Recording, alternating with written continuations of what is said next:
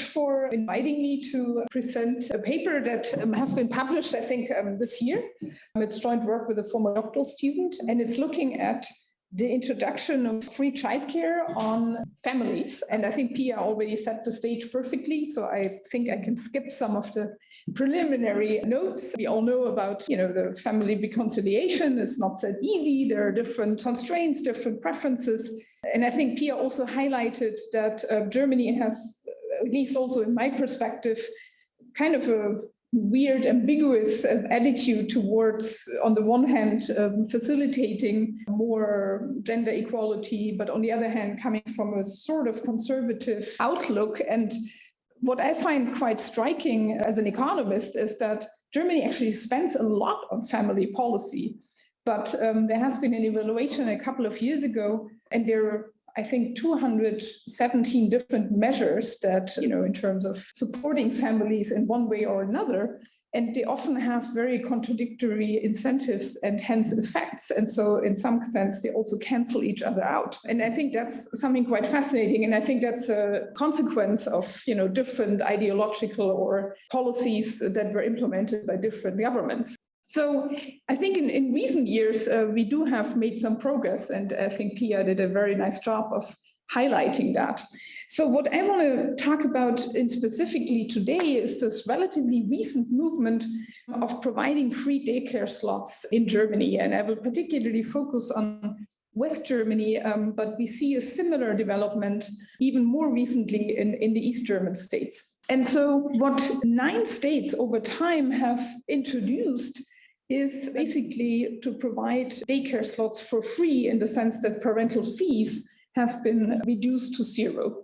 What's interesting is that most of these policies were they started with introducing daycare just for the last year before you entered school. So basically between the ages of 5 and 6, if you think about the normal entry age to be 6.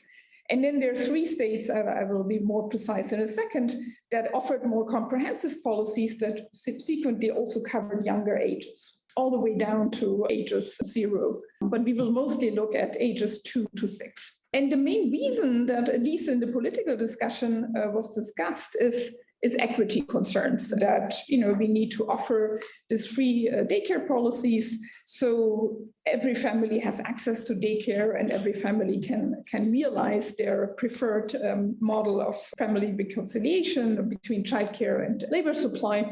And we will see that there is something to it in terms of the effects, that equity was enhanced, but not along all dimensions. So just to give you some background, Germany has heavily subsidized childcare anyway. So parents on average just pay about 15% of the total cost of a childcare slot. So we're not talking about, amounts that you would pay in the US or even the UK. We're talking about, on average, about 90 euros per month, but it's not sizable. And these policies are quite expensive because you cover basically all of the cohorts. So this is just an example from Rhineland-Palatinate that spends about 0.5% of the state budget on financing the free daycare slots. So, not trivial amounts. And so we want to look at, so how does that actually play out in terms of how do childcare arrangements change? Do we see anything on female labor supply? I think Pia already highlighted that the link between childcare and maternal labor supply is sort of weak in Germany, and we also want to look at child outcomes. So just to give you an overview of the timing, so there were different sequential adoption. As I said, most of the states adopted the policy for the last year before school entry. That's the big group on the top. And then there were 3 states, the big city states, Berlin, Hamburg, and then Rhineland-Palatinate, that introduced subsequently these policies for much younger children. And there were also a couple of states, by the way, the one that I'm from, Baden-Württemberg, and also I guess Pia is living in, that hasn't introduced that. And somehow they're still resisting. So maybe let me skip the contributions to the literature. I think it's more interesting to maybe think about the setup and then talk about the results. I think what's kind of interesting, what we will highlight is, so this is less about the availability and more about the price effect. But there was also an expansion of childcare in the time, but we still see the same effects if we also control for the availability. And I think the point I really want to highlight is that we find a lot of heterogeneity across child age and family type, and that's also driving the policy conclusions. And I think that's also one of the explanations why, at least to my knowledge, there have been also quite some contradictory results, at least in the economics literature, on the effects of childcare provision on families. So let me briefly think a little bit about the type of mechanism we would expect to happen. So I think if we think about the introduction of these policies, we have to think about two groups of families. One is the family who would have sent their child to daycare anyway. So the free daycare policy for them is basically just an income effect. It's basically saying, oh, I wanted to send my kid to daycare. I was willing to pay on average, let's say 90 euros. And now the politician tells me, oh, you don't have to pay anything. So basically, I get 90 euros per month back, and I can do something with that, right? So what economists then would say, okay, this is a pure income effect, and we would expect some spending on the children, but maybe also use it to work less, because now you have maybe more preference for leisure. So that could benefit the child, but we might observe that. But that's the key point, that we have these two types of families, because there is another type of family that wouldn't have sent their kid to daycare. But now that the politician tells them, oh, you don't have to pay anything, they now change their behavior and actually send their kid to daycare. And now for them, it's obviously the public daycare becomes more attractive because the price is basically reduced to zero. And so we would think that this has actually potentially a positive effect on labor supply, because now we reduce the fixed costs of work. How that plays out in terms of informal care is ambiguous, because it depends on whether it's a complement or substitute to public daycare. And whether that is good for child development depends on how the care at home is relative to the care in the daycare center. So what do we expect on average then? If you just look at the pre-policy data, which is basically the years before 2007, if we exclude Saarland, which is a very small state, then you already see that almost 80% of the children actually already attend pre-daycare pre-policy in the pre-policy period. So that means this income effect story is going to be an important part. So, the pure income effect basically tells you that the free daycare policy maybe didn't have huge behavioral changes even in mind. It's basically an additional family support. That's the way I like to think about it. So in some sense, this would imply that we probably don't see too much happening on the extensive margin. That was my expectation, at least. If we think about the effect on different age groups, then what you see is that almost all children attend daycare at age 5 to 6, so the year before they enter actually school.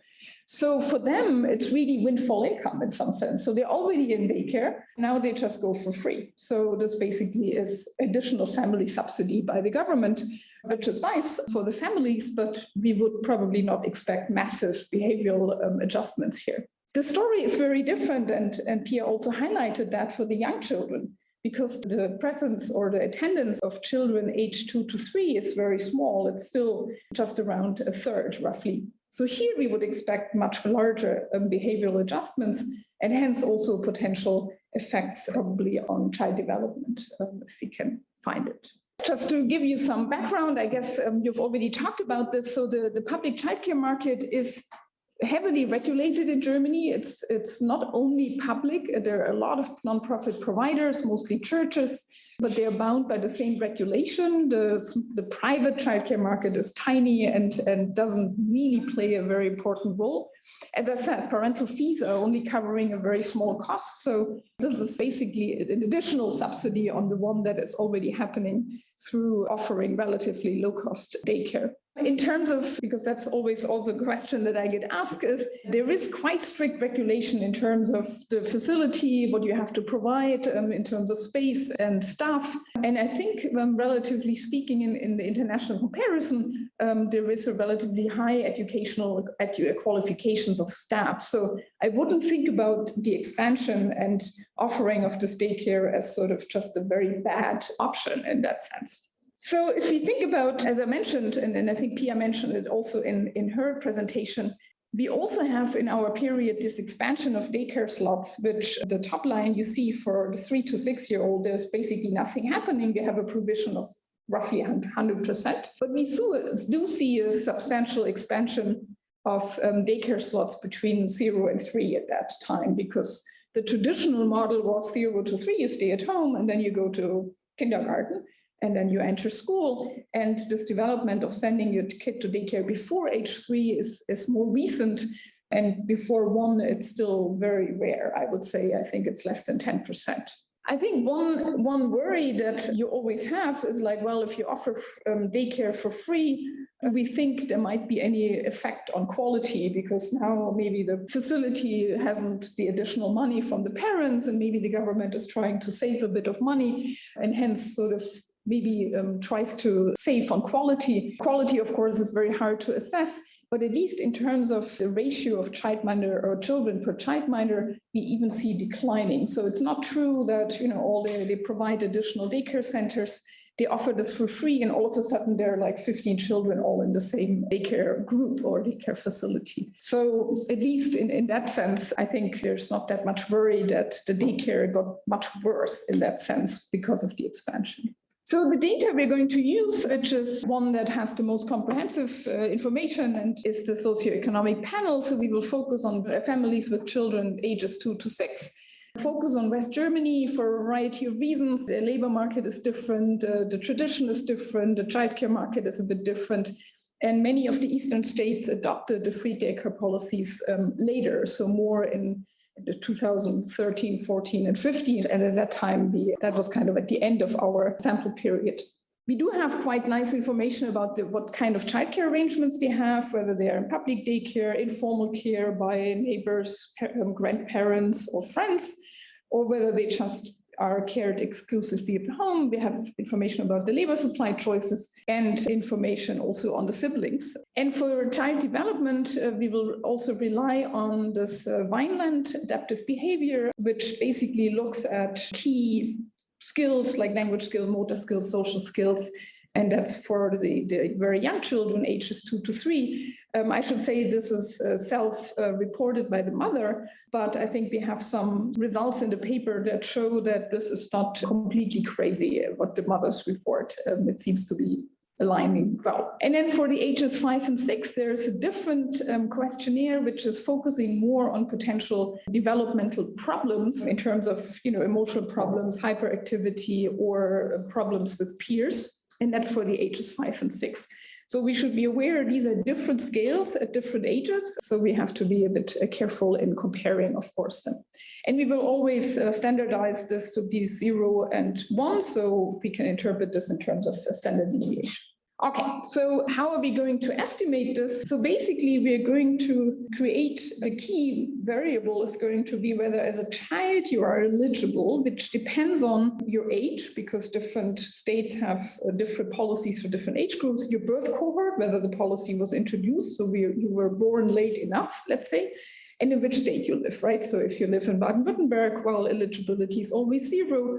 If you're in Rhineland-Palatinate, it depends on, which birth cohort and age you belong to, whether you're already eligible for one of the policies at different ages. So that variable is a bit tricky, but I would call it's a stack differences and differences approach, basically, and then be a control for lots of other things. The state, of course, fixed effect, age fixed effect, and the variation. So we allow for lots of differences in age profiles in terms of the outcomes across states. And we do the same for the birth cohorts to try and control for differential developments, let's say, between Berlin and more rural states in terms of when children, for example, entered daycare.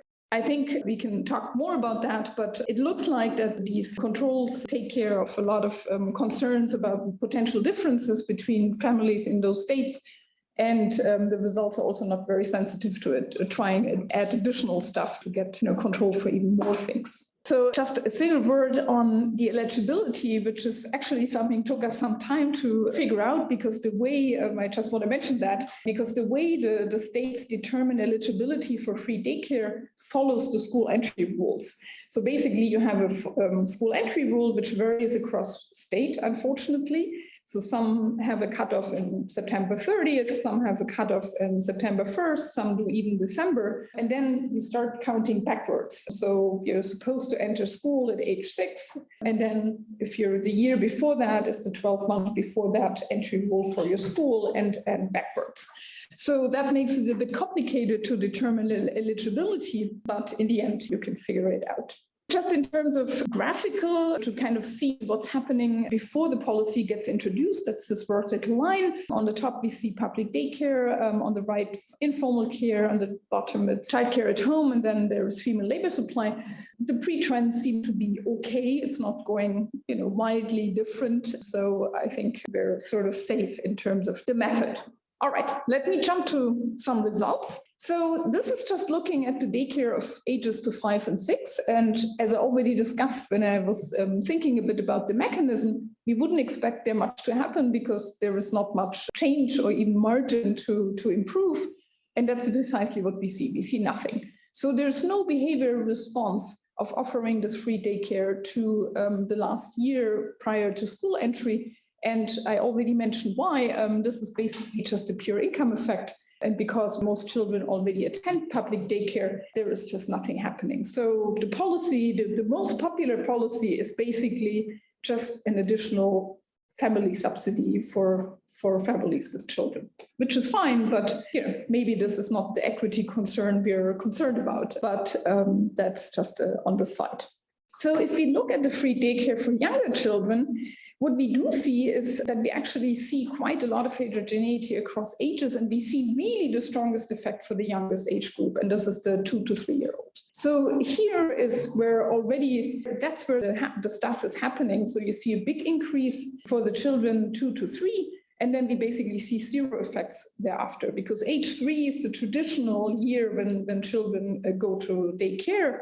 And before that, it was very rare. And so the free daycare policy does something to shift more people into public daycare. What's interesting, and I think that's something which is different, I think, from the Scandinavian context, is that informal care goes up with public daycare. And so in Germany, it's still a complement in the sense that you often need both to cover any day of your work, because some of these daycare institutions don't offer full-time slots, and so you have to cover the afternoon or the morning in order to be able to be employed in any matter. So it's not a crowding out, it's more additional. You actually need both. So if we think about maternal labor supply, what is here kind of interesting is that we do also see a positive effect for these mothers of younger children, ages 2 to 3, on maternal labor supply, and also even a sort of weaker effect on working full time. And again, if you then go down the age groups, you have to, of course, always combine the first coefficient with the age-specific one. You basically see nothing or even a slight decline for the oldest age group in terms of female labor supply. So basically, the big effect here is that for the youngest, you do see a positive labor supply effect.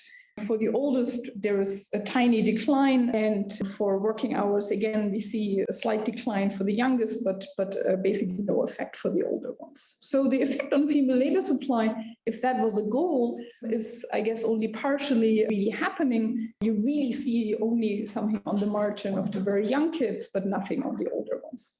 So here, in terms of child skills, what here is kind of interesting. So on the left-hand side, you see the Vineland scale for the 2 to 3 year olds. On the right-hand side, you see the strength and difficulties questionnaire for ages 5 and 6. So what you see here is that there seems to be a slight negative effect, actually, of the free daycare provision on average on the children. So the top one is that of this summary score, and then you have these individual categories: motor skills, language skills, social skills. And it seems to be happening a little bit in that children are less able to complete certain skills in daily activities. For example, are they able to hold a spoon to eat something already? And in terms of language skills, which I thought was also interesting. You see no longer term effects or no effects on older children. There doesn't seem to be much going on there. Now comes maybe the most interesting result. We see a lot of heterogeneity across socioeconomic groups. And this is already small enough, and I wish I had time to put that in a graph. We can also split this up by sociodemographic group and age. These effects are all driven by the youngest age group again, the one under 3.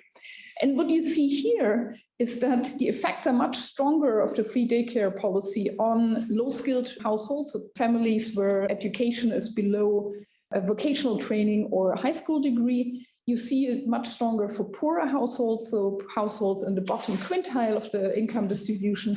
And you see relatively little for single parents in terms of childcare arrangements and female labor supply. And I think it seems like that is probably driven that many single parents already had access to free daycare and were prioritized, as Pia was mentioning. What I find interesting is that despite the strong response on childcare arrangements, you don't see much on labor supply. I mean, you would kind of think that, these parents are very constrained. You offer them something for free, and they adopt both the childcare and the female labor supply. You don't really see that. So we only see the effect on on the childcare arrangement, and we see very positive effects in terms of child development. So it's really this negative effect is probably that for the average child, maybe the free daycare is maybe more of a stressor than a beneficiary, but for less privileged groups, it seems to be really good. And I think that complements other research that also shows these effects for immigrant children, for example. So we do see that low-skilled children of low-skilled parents, children from poorer households, and even children from single parents seem to benefit a little bit from these effects, from this policy. Again, the older age are not affected, so it really seems to, again, focus on this much younger group under 3. Maybe I will skip that. So we try all kinds of things to kind of, make sure that we're measuring the right effect for controlling for lots of other things, also controlling for the availability of childcare, because what's the point if you have a free daycare policy if you have no slot? But even if we do that at a very local level, the results are still holding up. So I think we're pretty confident that these effects are actually measuring something substantial. So let me conclude, and then we can maybe go into the discussion. So really, this free daycare policy it's a quite substantial and fiscally not trivial expenditure of the government, but it has some effects, but it's very concentrated on a particular group. So as I said, what you see mostly is that you see effects for children under 3. But otherwise, for all the older, which is most of the policies that were introduced for the last childcare year, it's basically not changing any behavior. It's basically a subsidy. And I think it's interesting to debate, well, is that maybe the most efficient policy? I guess it depends on what you want to do.